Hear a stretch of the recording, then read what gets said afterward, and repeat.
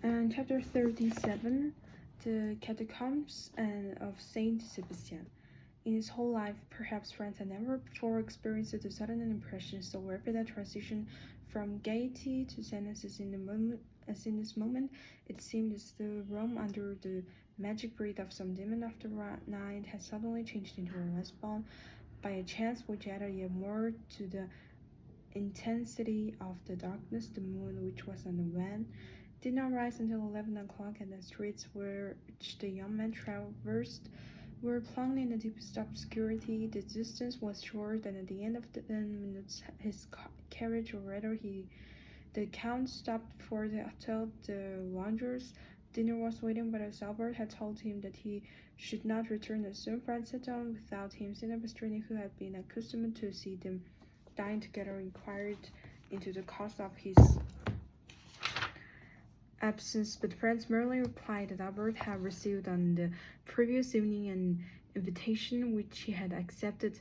The sudden extinction of the mortality, the darkness which had replaced the light, and the silence which had succeeded the turmoil had left in Franz's mind a certain repression which was not free from uneasiness. He therefore dined very silently in spite of the officious attention of his host, who presented himself 2 or 3 times to inquire if he wanted anything. Franz resolved to wait for Albert as late as possible. He ordered the carriage, therefore, for 11 o'clock, desiring Sinapastrini to inform him the moment that Albert returned to the hotel. At 11 o'clock, Albert had not come back. Franz dressed himself and went out, telling his host that he was going to pass the night at the Duke Bracciano's. The house of the Duke of Bracciano is one of the most delightful in Rome. The Dutch is one of the last heiresses of the Colonnas, thus its honors with the most consummate grace, and thus their fetes how European celebrated. France and Albert had brought 2 long letters of introduction to them, and their first question on his arrival was to inquire the whereabouts of his traveling companion. Franz replied that he had left him at the moment they were about to extinguish the Macaulay, and that he had lost sight of him in the Via Micello. That he has not returned, said the Duke. I waited for him until this hour, replied Franz. And do you know whither he went? No, not precisely. However, I think it was something very like a rendezvous divolo. Say the Duke, this is a bad day, or rather a bad night. To be out late, it is not Countess. These words were addressed to the Countess G, who had just arrived and was leaning on the arm of Senior Tarlonia, the Duke's brother. I think, on the contrary, that it is a charming night, replied the Countess, and those who are here will complain of but one thing, it's too rectified. I'm not speaking, said the Duke with a smile, of the persons who are here. The men run no other danger than that of falling in love with you, and the women of falling ill of jealousy at seeing you so lovely. I mean persons who were out in the streets of Rome, and ask the Countess who is out in the streets of Rome at this hour, unless it be to go to a ball. Our friend Albert de Morcerf, Countess, whom I left in pursuit of his unknown about 7 o'clock this evening, said Franz, and whom I have not seen since. And don't you know where he is? Not at all. Is he armed? He is in Masquerada. You should not have allowed him to go, said the Duke of France. You, who knows Rome better than he does, you might as well have tried to stop number of 3 of the Barbary who gained the prize in the race today, replied Franz, and moreover, what could happen to him? Who can tell? The night is gloomy, and the Tiber is breathing near to Via Micello. Franz felt a shudder run through his wings at observing that the feeling of the Duke and the Countess was so much in unison with his own personal disguise. I informed them at the hotel that I had the honor of passing the night here, Duke, said Franz, and desired them to come and inform me of his return. Replied the Duke. Here, I think, is one of my servants who is seeking you. The Duke was not mistaken. When he saw Franz, the servant came up to him. Your Excellency, he said, the master of the hotel, the laundress has sent to let you know that a man is waiting for you with a letter from the Viscount of Marcel. A letter from the Viscount, exclaimed Franz. Yes. And who is the man? I do not know. Why did he not bring it to me here? The messenger did not say. And where is the messenger? He went away directly. He saw me enter the ballroom to find you. Oh, said the Countess to Franz, go with all speed, poor young man, perhaps some accident was happening to him.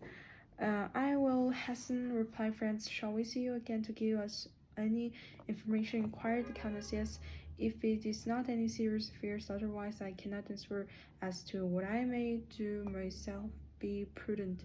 In any event, said the Countess. Oh, pray be assured of that. Franz took his hat and went away in haste. He had sent away his carriage with orders for it to fetch him at 2 o'clock. Fortunately, the Palazzo Bracciano, which is on one side in the Corso and on the other in the square of the Holy Apostles, is hardly 10 minutes' walk from the hotel to Londres. As he came near the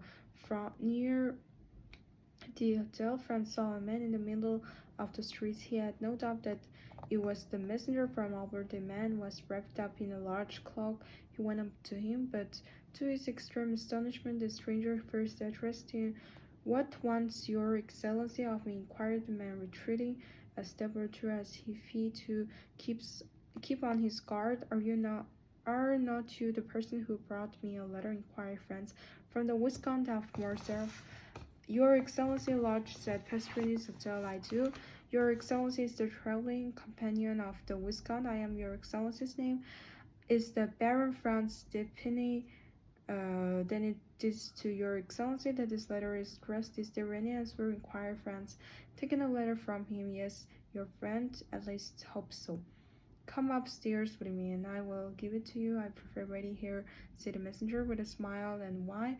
Your Excellency will know when you have read the letter. Shall I find you here? Then certainly Franz entered the hotel. On the staircase, the Mediciner Pastrini. Well, said the landlord. Well, what? Responded Franz. You have seen the man who desired to speak with you from your friend, he asked to Franz. Yes, I have seen him, he replied, and he has handed this letter to me. Light the candles in my apartment, if you please. The innkeeper gave orders to a servant to go before Franz with a light.